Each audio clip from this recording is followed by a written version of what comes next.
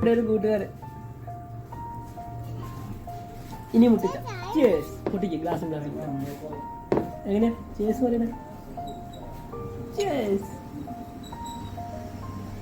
ഇനി കുടിച്ചോ.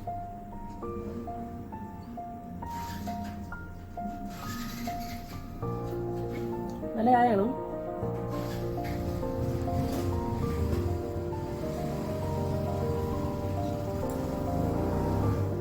കുടിച്ചു കഴിഞ്ഞോ? കുടിച്ചോ?